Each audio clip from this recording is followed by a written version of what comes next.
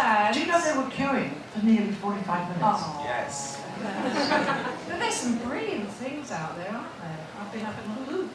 That's really brilliant. It's really exciting to be here, actually. It's fantastic to have you here. We were just discussing backstage, actually, that we think if you asked anyone in the world to name the two most famous models, they'd probably say Twiggy and Kate Moss. And what's weird is we're both really little. I mean, I'm just about 5'6" and a half if I stand up very straight. The heart is very The heart's very important. And Kate's about the same. And if I'd have gone to an agency back in 1966, they would have turned me down. And I think Kate was discovered on the street, wasn't she? Yes, at an airport. Yeah, in those days, well, Kate's much younger than me, but in those days when I started modelling, you had to be at least 5'8" and have a minimum measurement, which I was way under. I was tiny. You were called an ironing board with legs, weren't you? And eyelashes. And Don't forget the eyelashes, very important. I think as we're talking, they're going to be flashing through some photographs. I love the girls. The famous one, you know, with the great big, like spider leg eyelashes. Well, you know, the thing about that makeup, and I meet young people today, and we didn't have makeup artists then, so that eye makeup was my invention. And I kind of did it for myself when I was a schoolgirl, not on school days, because we weren't allowed to wear makeup, because I went to a grammar school and we wore a uniform. But on Saturdays, my friends and I would muck about with makeup. So that's how that came about. I used to wear 3 pairs of false eyelashes and then draw those lines that became known as Twiggies under me. And, but people thought that somebody created it for me, And but it was all my own work. Talking about all your own work, Twigs, these days I think you're probably more well known as a designer, just one of the many roles you've been doing. And around us we have 4 pieces from the current collection that Twiggy's designing for Marks and Spencer. And in fact you've been doing it for 6 years now. I know. Well, I've been working with them for 12 years, because we started the commercials in 2006, I think. Yeah. And then every time we did a commercial, you know, very nicely, the things I wore would sell very well. So I kept saying to them, well, let me do a collection, let me do a collection. And I nagged them to death in the end. And so in 2012 we launched. And How did it come about? Where were you? What were you wearing? The M&S Yes. thing. I just come back from America, I think. I was a judge on a program called America's Next Top Model, which some of you girls probably know and love, with the gorgeous Tyra, and which I did for about 3 or 4 years. And I wanted a break, so we went to Suffolk. It was winter time. We went for a walk along the beach. It was blooming freezing. Yeah. And because we were away, I didn't have any makeup on. I had my hair in pigtails. I had a woolly hat, a man's anorak, Wellington boots. I looked gorgeous. And we went in a pub for lunch. And unbeknownst to me, in the corner was the advertising director of Marks and Spencer, a guy called Steve Sharp. And apparently he saw me that day and said to his wife, oh, there's Twiggy over there, I'm going to get her to head my campaign. I said, oh my God, you must, if I'd have known. It always makes me laugh because as a performer or a model actress, you always go to such trouble to get your makeup right and your hair done and what shall I wear. And there I was, looking, I can't believe what I was Like worse or gummidge. Like worse or gummidge, exactly. But it worked out brilliantly, and we've, you know, had a lovely relationship. When you started doing the collection, Twigs, how much involvement do you have? How closely do you work? Very. I'm very bossy. Really? Yeah. No, I know, because I think with some celebrity brands, they buy the name, which is fine. But ironically, before I was discovered in 1966, my dream was to, because I was just 16, I was planning to go to art school and try and get into a fashion college. and, Just like some of you. do design. That's what I wanted to do because I learned to make clothes. I'm quite a good seamstress. My mum used to make all our clothes and I learned from her, so I loved sewing and that was my dream. And then fate had other things in store for me. But it's nice because I've come full circle. Yeah. So when M&S said to me, do you want to do a range? I said, I do, but I want to be involved. I feel passionately about how I want the range to work. I work with a team, obviously. I can't do it on my own. Well, I could, but and do you try everything on? Oh yeah. To make sure that... we make sure, I mean, this is one of my suits, which I love. Yeah. And it's the same as the one on the mannequin, yeah. actually. Looks better on me than on the mannequin. But I love kind of boy. I mean, we do dresses, but my thing, you know me. I've always loved my trouser suits, and but I like to make sure the fabric's good and the cut's good. You know, I like to make sure it's nice and high cut. And you have to fight for that sometimes because, you know, when you're doing a mass range from a big store, they have to think of all the different sizes, which I understand. So I kind of, I'm getting my jeans right. We work really hard on that. But no, I'm there. They have to kick me out, actually. They say, go home, Twiggy, go home. But you say you don't really do dresses, but this white is gorgeous. No, I do dresses, Yeah. but I'm not a big dress lady. I tend to wear my trousers. But I love, well, broidery, you can't go wrong with broidery on the summer, can you? But that would be just gorgeous, wouldn't it? You know, a straw bag and a pair of flip-flops is really gorgeous. And then the blouse with the lovely paisley print. My daughter Carly did the print for me. Because we thought she's a designer, isn't she? Yeah, well, she's a mum at the moment. She's got a little girl of 3, but she was print designer at Stella for 7 years. Stella McCartney, and did a lot of the children's stuff. And then M&S said to me last year, because she's been at home being mummy with her little one, said, would Carly like to do a few prints? So we had a chat and she did me the lovely paisley one and she did me a kind of star and shooting star print as well. It's nice work together. It's almost like... We didn't fight. It's a bit like history repeating itself, if you think about it, because your mother sewed and you learned from her, and then you're in fashion as well, and your daughter. Yeah, because she trained as an animator, actually, but then moved over to fashion. So fashion really has always been part of your life? Well, it has, because obviously that's what I wanted to do. And then, as I said, fate had other things in store when I was discovered. And then I was in the middle of happily modelling around the world, doing rather well. What was it and like? I met this man called Ken Russell. Yeah. What was it like being a model then? Because you were a complete phenomenon, weren't you? I mean... Yeah, it was amazing. All I'd ever done was go to school. So suddenly, within months, I was flown to Paris through the Paris collections for Elle. And then Diana Vreeland, who was the Anna Wintour of her day. Yeah. She was the most powerful woman in fashion. And she was the editress of American Vogue. You know her. And she was terrifying. I mean, she flew me to New York. And when I went to meet her, I remember walking in the room because I was so little.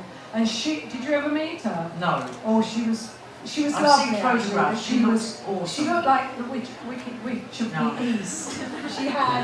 She was very tall and thin, and she had a white face and a big hook nose, and she had black hair up here and bright red lips, and she always wore black, and she was always very thin, of course, in fashions. And were you wearing one of those miniskirts? Yeah. But she championed me, really. She was the one, really, who, made me... I mean, I was very famous in England, but by her taking me to New York and putting me together with Richard Avedon, who in my mind is the great fashion photographer of that era, she turned me global. You went viral. I went viral. And we didn't have social media then. I know. Are you on social media now? Do you? I am, but I'm not very good at it. I'm always getting told off that I don't tweet enough. But Twiggy the tweeter. I just can't believe people take pictures of their meals. Why? Or their breakfast, or, you know, lunch goes crazy. I mean, I love to cook, but I don't know. I'm getting better. When you were modelling, sort of at the height of your fame, do you remember any specific instances where you thought to yourself, gosh, pinch myself, I must be dreaming? Well, it's quite a long time ago. We are talking probably 52 years ago. I remember in the beginning thinking everyone had gone mad because I didn't have ambition to be a model, because I didn't look like the models then. But what I didn't realise, I was the new look. But that's just what I looked like, and that's what I was.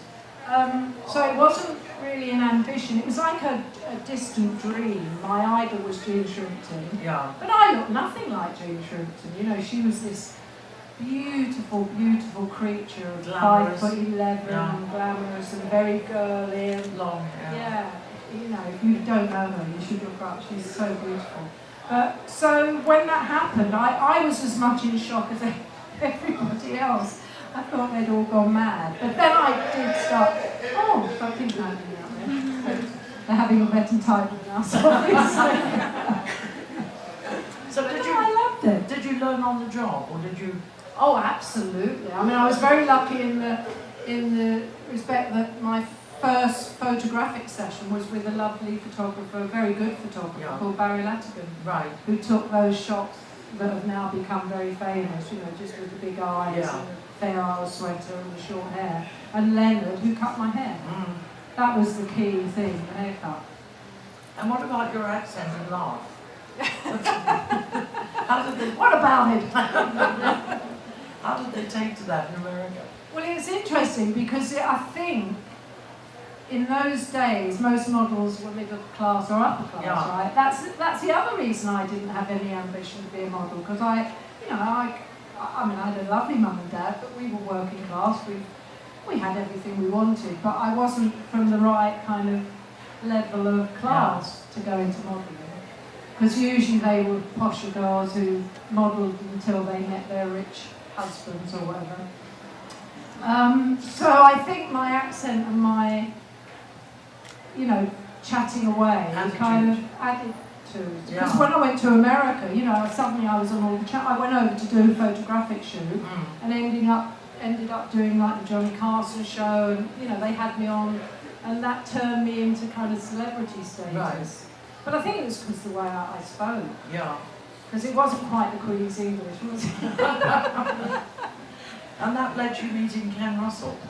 Yeah, I met Ken when I was about 17 and a half, 18, because he was the biggest director in England at that time.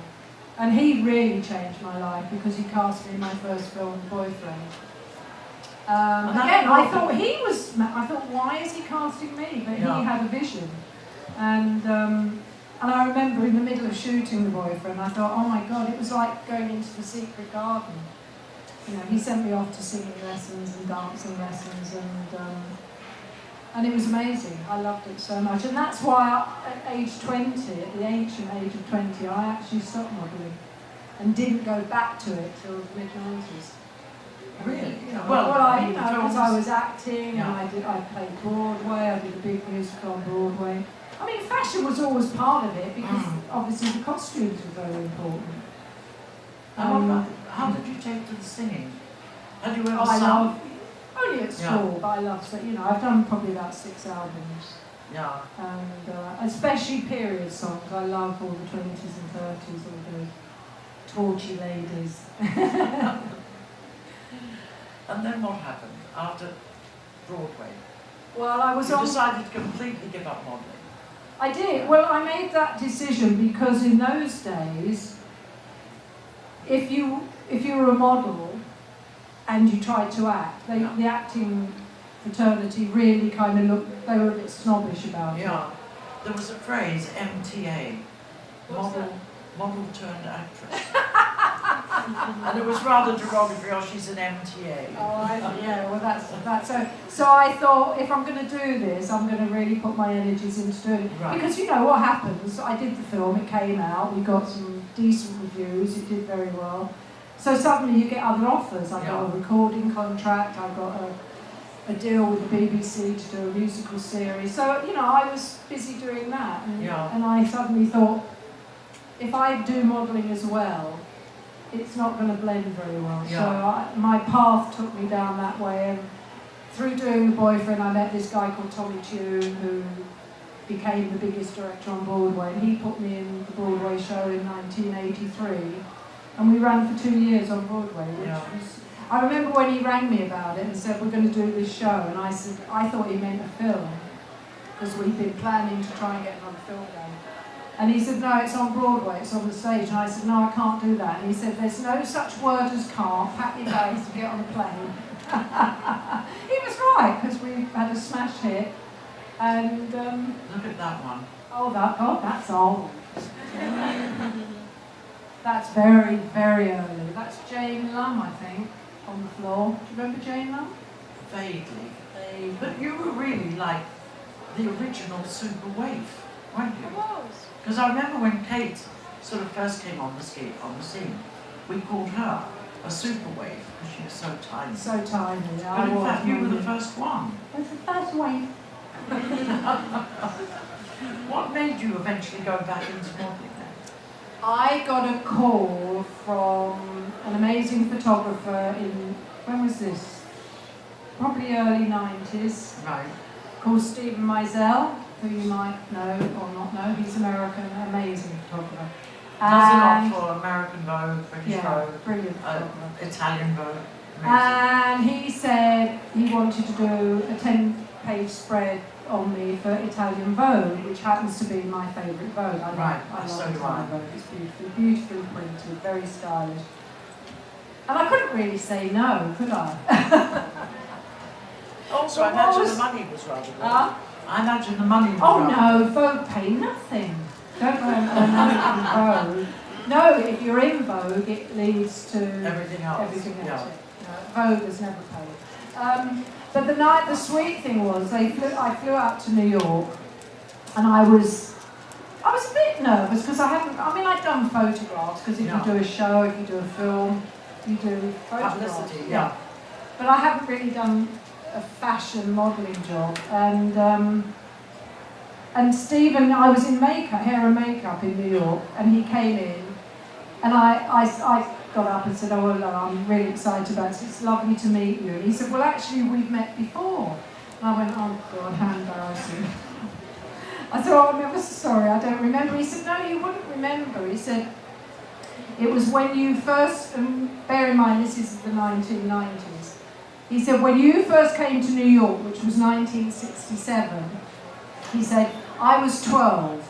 And he said, me and my friend, because when I went into New York, it was a bit like the British, invasion with the big and I was on the news and, in all the papers.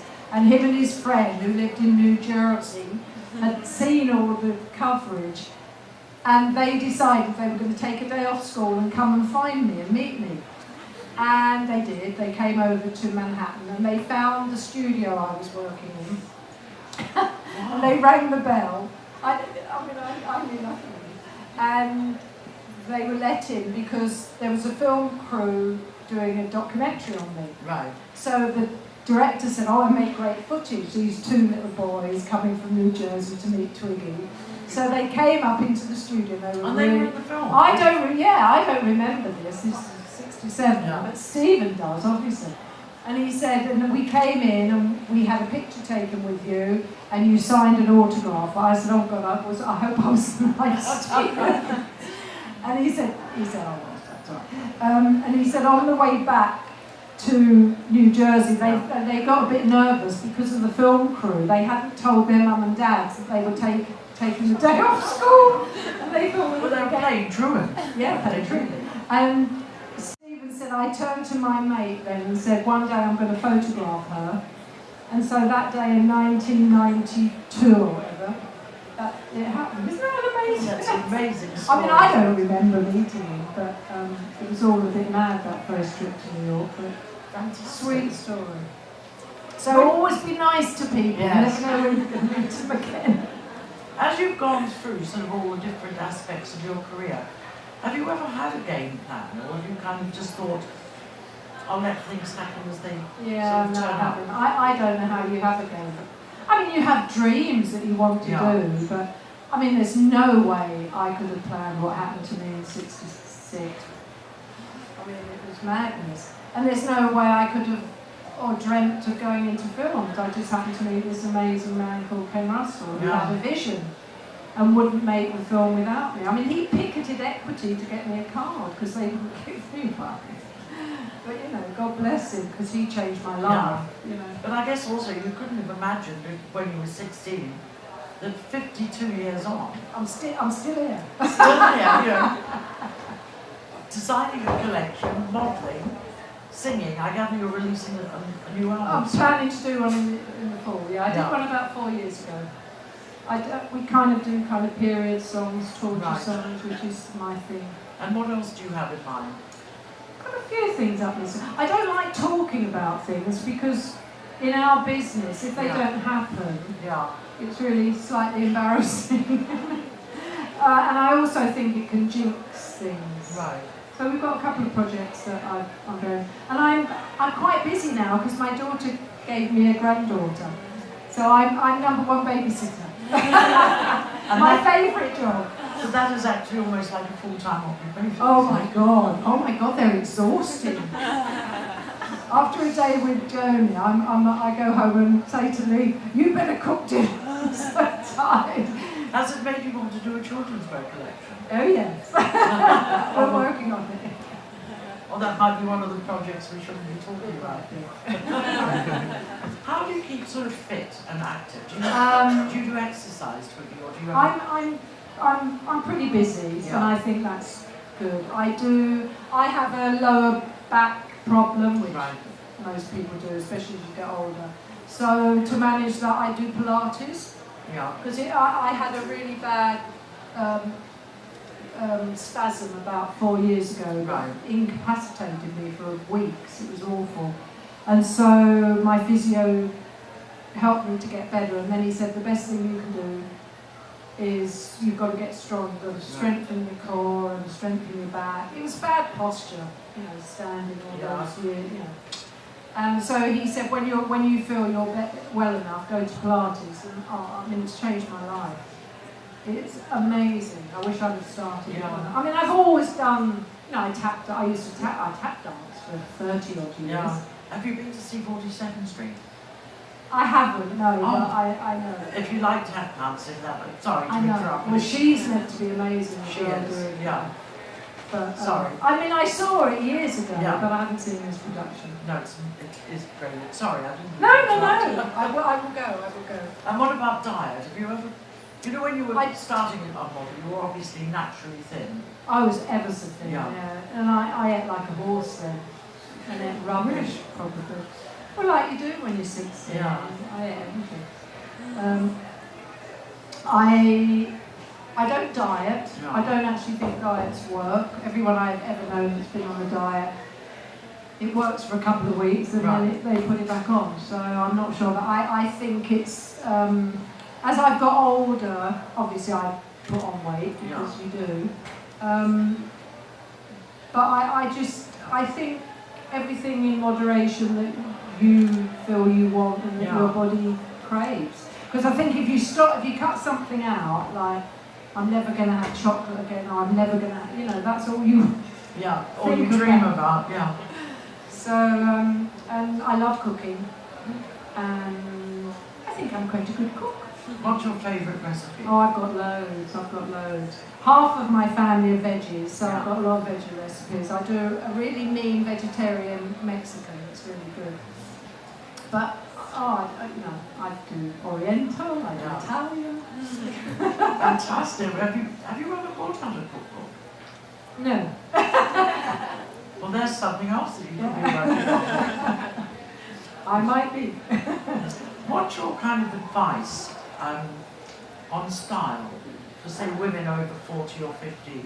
Because I noticed Alexandra Schulman, you're the ex-editor of British Vogue, came up quite recently and said that women over 60 should never wear miniskirts and should never wear pink and should never wear frills. I don't know about pink. I wear pink. I love pink. I wouldn't wear a miniskirt, and I think she's right in that area. But then I think lots of people shouldn't wear miniskirts. Yeah. And it really has to be the young who wear miniskirts. Yeah. I mean, when I wore them, I was 16 Yeah. and 17. I don't know. I mean, you know, I think you don't want to be boring. Yeah. I mean, my style tends to be quite boyish, but it's always been. If you look at not modelling pictures of me or that, but if you look at pictures of me through my life, I'm usually in a trouser suit. Yeah.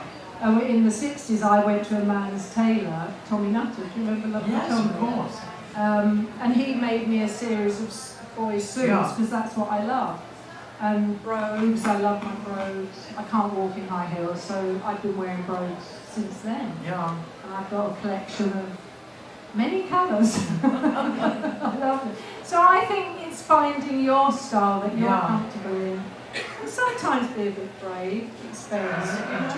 Yeah. Is there any ghastly fashion disasters you remember? Things that you thought, oh, why did I wear that? Well, I never liked culottes. I never got the point of them. And I think and probably hot pants. Yeah. But again, I was only 16, so I'll forgive myself. I think at 16 you're allowed to make mistakes like that. Listen, I know there's lots and lots of questions that people want to ask you. So I'm going to stop nattering for a while, and we're going to throw open the floor to questions. And you can all ask Twiggy anything you like. Nothing rude. But nothing rude. Who's going to be... Are the hands going up already?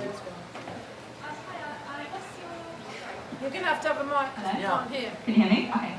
What's your view on this new current throwaway fashion?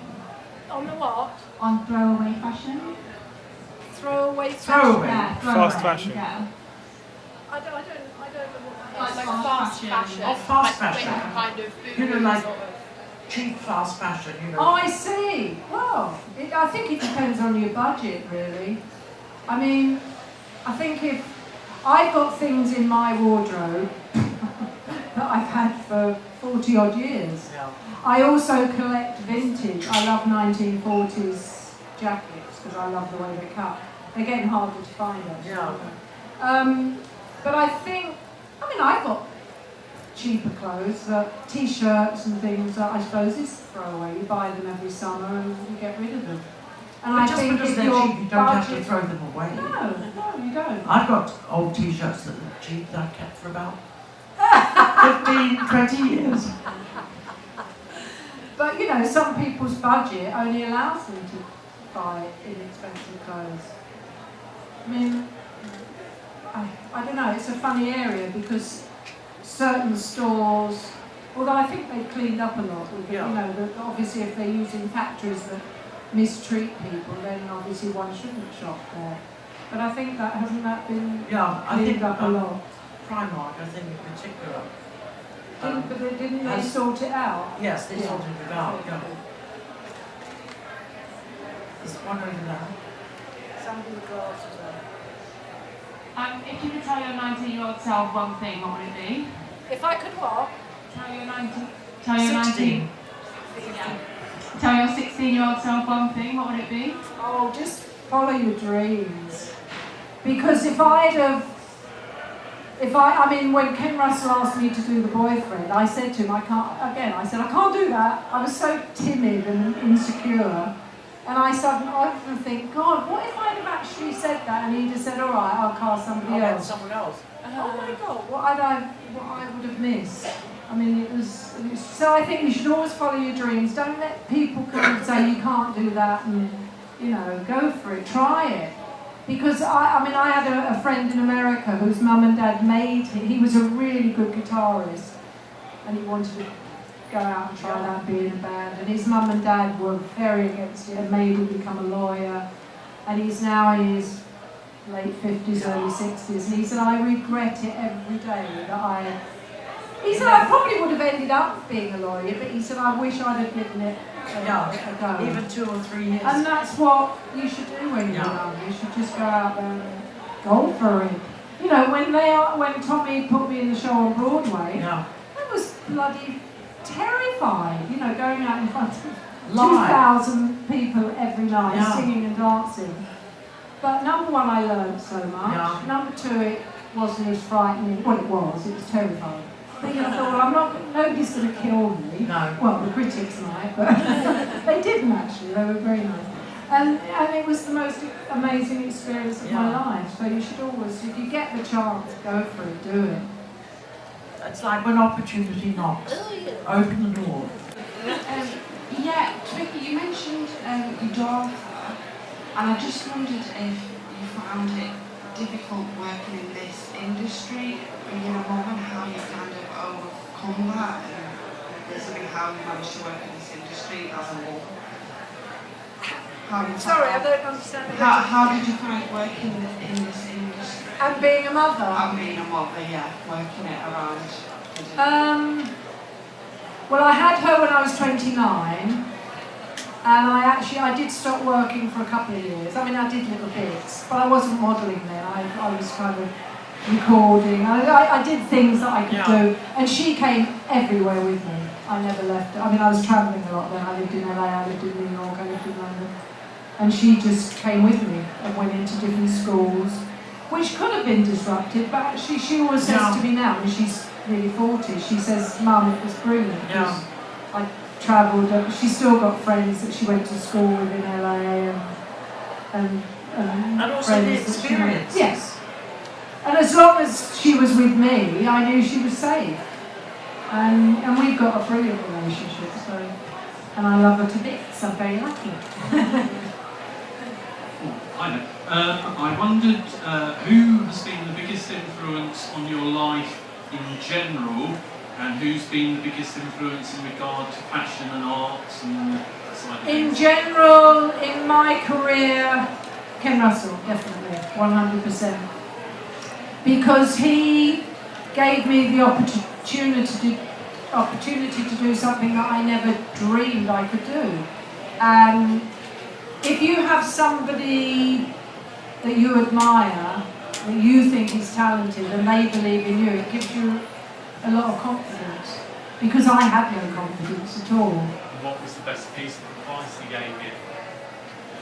Well, he didn't really give me advice, but he gave me the opportunity to learn about filmmaking, to look into that part of the arts that I hadn't really thought of doing and was too shy to even think about it. But did he give you he obviously gave you the confidence to believe in yourself. Exactly. Because of what happened to me, I was so young, I didn't plan to do it, so I didn't have much confidence at all. So Ken, definitely. And he taught me all about classical music and filmmaking. I mean, he used to have film nights at his house. He put a white sheet up on the wall, and he'd screen all the Busby Berkeley movies and all Eisenstein movies and Mamoulian movies and all those amazing foreign, Metropolis, which I never knew any of this. Fritz Lang, amazing. You should screen Metropolis, it's amazing. So he was the biggest influence on my life, really. Pre-1966, who would you say was the biggest influence there? In fashion, or from a personal point of view, friends? Oh, well, I was at school, so I don't know, my mum and dad.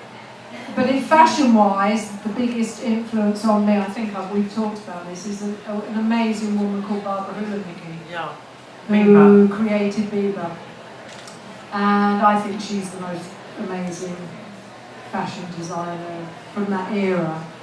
And she changed fashion. Totally. She started high street fashion for young people. Without Barbara, well, it probably would have happened eventually.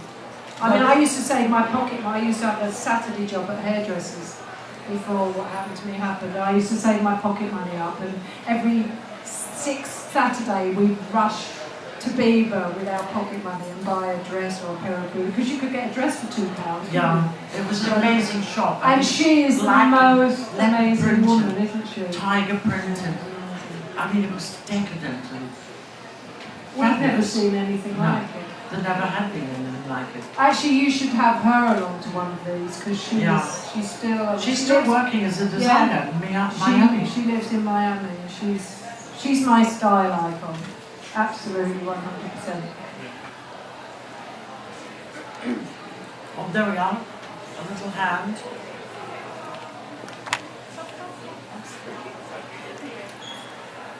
How did you find that the older generations reacted to the styles of the 60s, like the mini skirts? I know they were... Oh, there was a lot of shock horror. But, you know, that happens with every generation.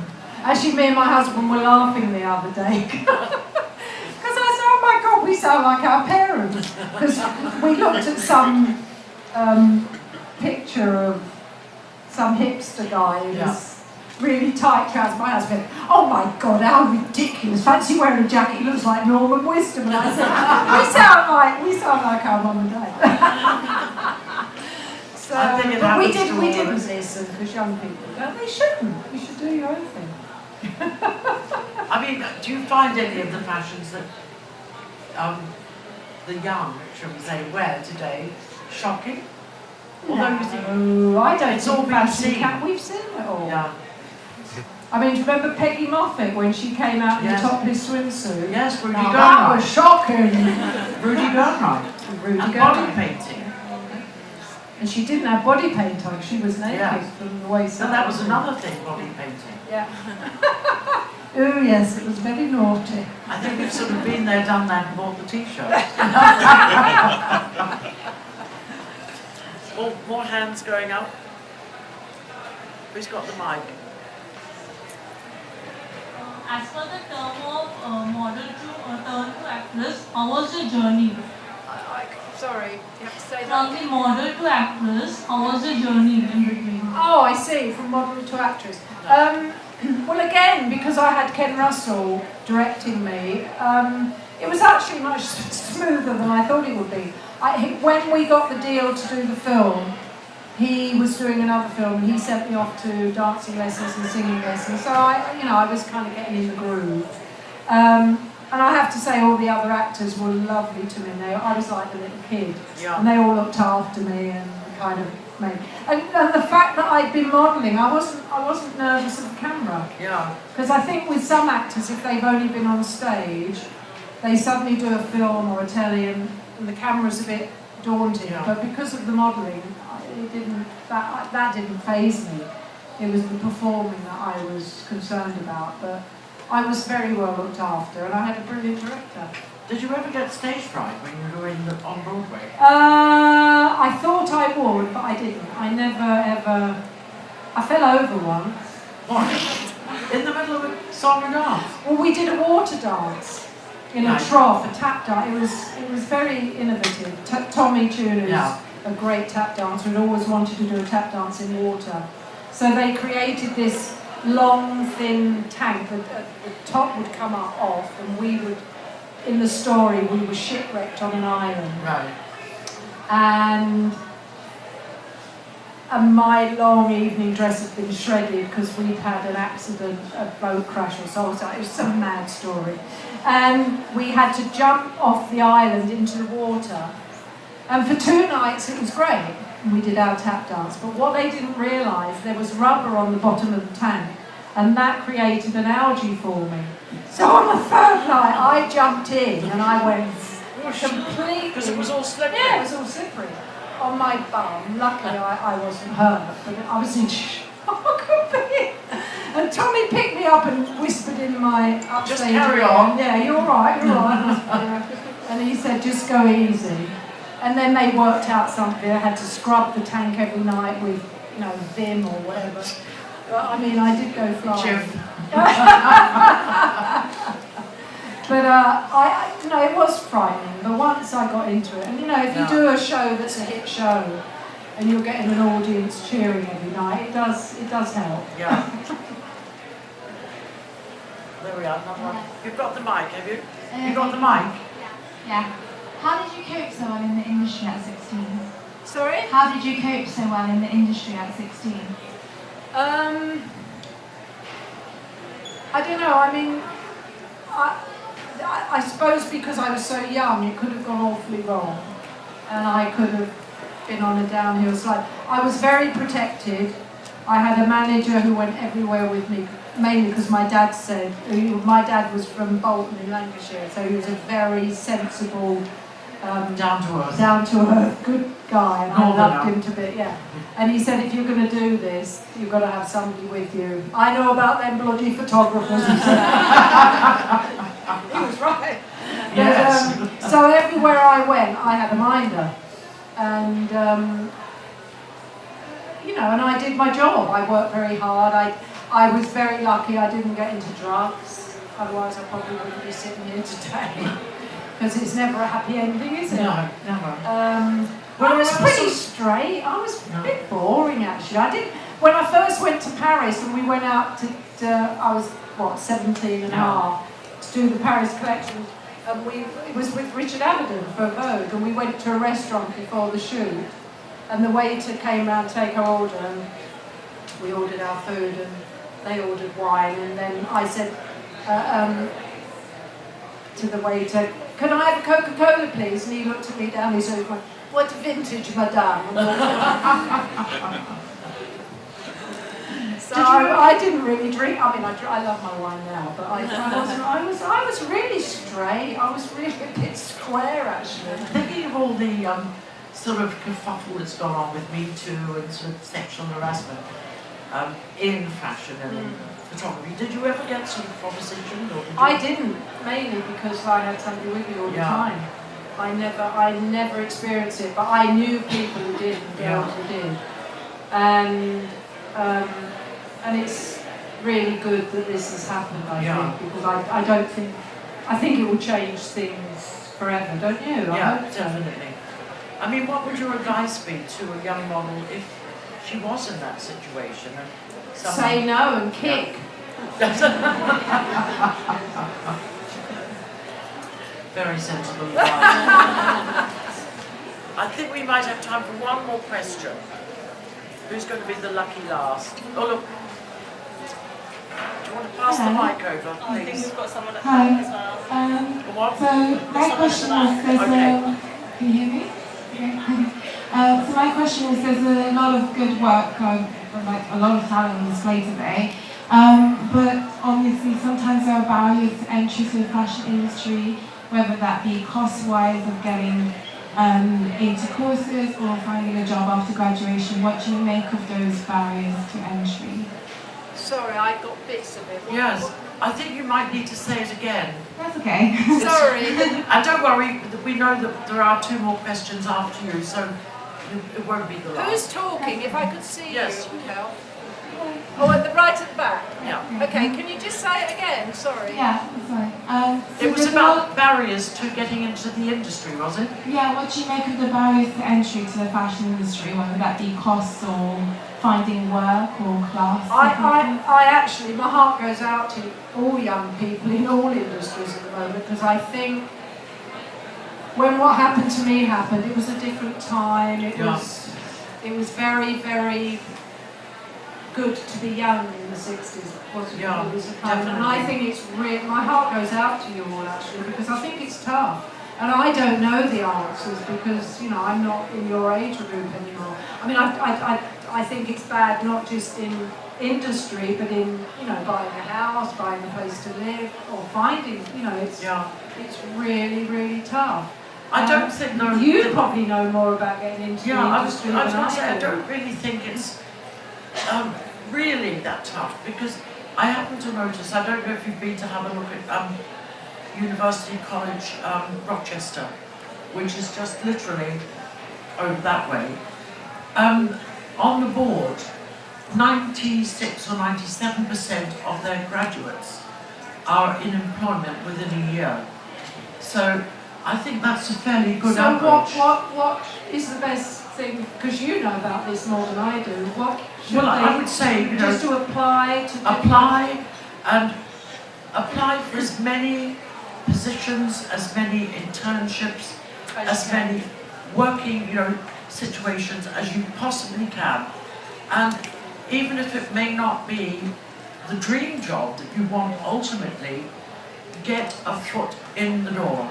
Even if, as you say, you worked as a Saturday girl, even if you worked, for Topshop on a Saturday, you were working in the fashion business and you were learning and picking up things. And once you've got one foot in the door... Actually, my daughter did that. Yeah. She did 3 months unpaid. Yeah. Sometimes you don't get paid. Unfortunately. Yeah. I don't agree with that, actually. No. But I think before they then said, would you like to join the company? Yeah. But she came from being an animator into fashion, so she was learning. Yeah. And she was making coffee and doing all the runarounds as well. Yeah. But I mean, don't sometimes have to do. I think everyone should be paid personally. Yes. I mean, I think nowadays, people are paid. Are they? I hope so. But I mean, don't sort of say, oh no, I'm not going to make the coffee, or I'm not going to run around, sweeping up the floor or things like that. It's all part of the learning process.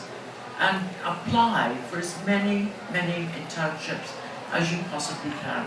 And never give up. Never give up. Thank you. And I think there was one question right at the back. Someone waving frantically.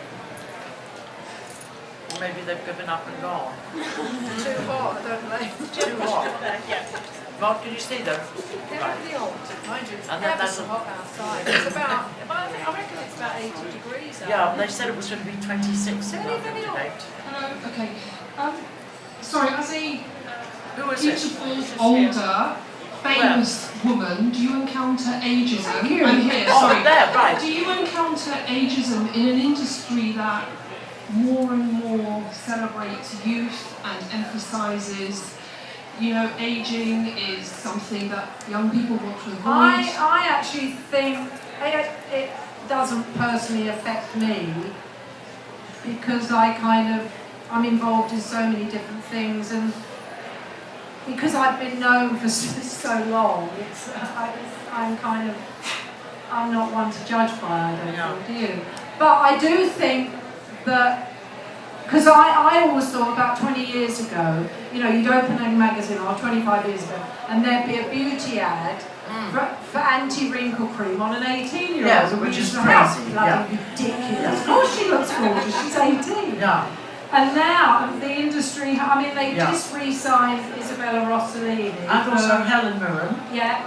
So, it is changing. And also, but I don't think it's from just the goodness of their hearts. They've realised the grey pound is very strong. Yes. There's a lot of people over 50, their kids have gone, they've got the cash. They can afford to spend 200 quid on a face cream, which is probably not something a 17 or 18-year-old. But I don't think it should take away from the youth, because the youth is our future as well. So, but I don't think it's as bad as it was. No. In fact, I think it's fun. I love watching what's happening. Do you know the company J.D. Williams? They've just launched a kind of competition to find, they call it a midster. And they want women of over 50 to be in their modelling campaign. Well, do you know the American lady Iris Apfel? Yes. Do you know what I mean? With the great big glasses. I met her in America because I did a... She's 93 or something. She's 92. Yeah. Her clothes are beyond bonkers, but wonderful. She wears those big glasses. Yeah, huge glasses. And she just did a huge commercial in America for a car. Yeah, for a car. About being a style icon. And she's 92, so, brilliant. Amazing. No stopping her. Fashion keeps on going. No matter what age you are. I've still got a bit to go. I have definitely, Twiggy. Twigs, thank you so much. And thank you very much, audience, for joining us. Thank you for coming out. Time for a cooling glass of white wine, I think. Thanks, everybody. See you later.